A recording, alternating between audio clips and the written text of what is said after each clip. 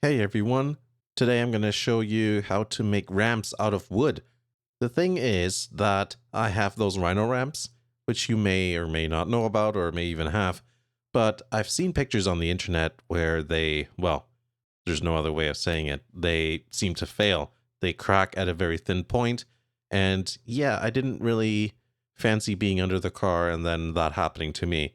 So, hey, why not make some wooden ramps? And there's lots of tutorials that show you online how to do it. I obviously followed those and kind of modified it for my sort of purpose. Basically, it's four pieces of wood slapped together. Sounds like, hey, that's kind of easy, right? But there are some trip ups that may happen. I'm going to show you the first ramp later. The second set of ramps is actually the one that turned out perfectly fine. But on my first attempt, I had some problems with warped wood and things like that. And then I'll show you how to basically fix that. Here are the dimensions of the ramp. So basically what I did is I kind of modified what the rhino ramps were doing in terms of, the slope.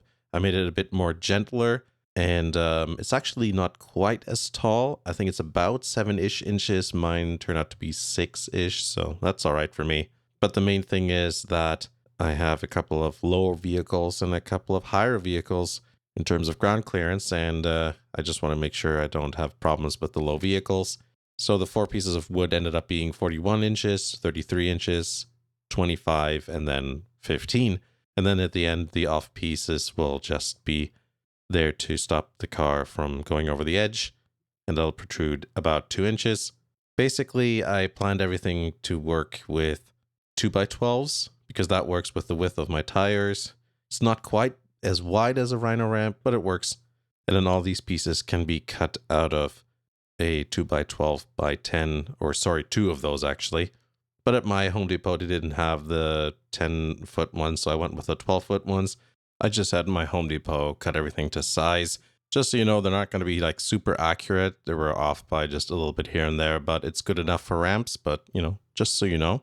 I also picked up some wood glue and some construction screws, 2.5 inches. That is what you want to use. And also, just so you know, even though they're 2x12s, they're not going to be those dimensions because they are dried out. So they're not going to be 2 inches thick, and they're not going to be 12 inches wide. It's going to be a little bit less than that, just so you know, in case you're not familiar. Not that I'm an expert with lumber or anything like that. And some kind of spruce is what I used. Not really 100% sure about how the grading of lumber works. The process of putting everything together is pretty easy. Basically, you just kind of want to align everything vaguely correctly. Just go one board at a time. I put a bit of glue in between, then did like a couple of rows of screws. Obviously, make sure to keep track where the screws are so you don't accidentally drive the screws into the screws below, but easy enough to figure that out. It doesn't really matter too much about placement. Some people are really precise, but yeah, not really a big deal. Just don't go too close to the edges or anything like that. And then the glue will also take care of maybe any weird splits in the wood and things like that you see there. And it's going to be all pretty solid. But this is where things went a little bit wrong. As I said, my first ramp didn't turn out right. Basically, what happened was that the wood was kind of warped, which is something you should expect with this kind of thing. Wood's never perfectly straight.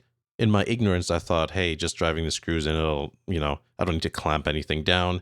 It'll just make everything in alignment. But the wood's pretty thick, and it didn't do that. And I had like 5mm-ish gaps, or rather, there's like a gap there between the lowest and the second lowest board. It was just on like that one side there. It was flush on the other, which is why I didn't spot it. I just saw it was flush on one side, and I thought that was okay. Now that is problematic, so what I decided to do is I have these shims/wedges that are for furniture. They seem to be made out of some sort of hardwood. I actually used them on jack stands to not put any indentations in my driveway. And I've been using the same pieces for years and years and years, and they have held up. So I figured, hey, they can hold up an entire vehicle without splitting and being damaged. Basically, I just loaded them all up with glue, shoved them in the gap, and then cut off the access there with a reciprocating saw there. That's probably not the professional way of doing things, especially not using a blade meant for pruning, but whatever. I don't know if clamping would have fixed the issue or anything like that, but if this happens to you, you can just do that, and that's fine. There's some people who are probably going to be like, oh no, that's not the proper way of doing it. It's not gonna, like, what's gonna happen, right? It's not gonna explode. It's not gonna topple over or something. It's just, at worst, gonna move down 5 millimeters. And that's not gonna happen because I put these wedges or shims in there, so it's all good. And just for some extra protection there, I decided for my end piece, which is there to just be like a little stop for the tire, right? I just basically glued it on there, put a couple of screws in there, and then I just hammered in a whole bunch of nails meant for framing. So I'm sure it's going to be fine. And in fact, it is. All good. So yeah, that's how to make wooden rams for your car. And now you don't have to worry about being turned into a pancake because your plastic ramps broke or whatever. I hope that was helpful. Thanks for watching, and I'll see you again in the next video.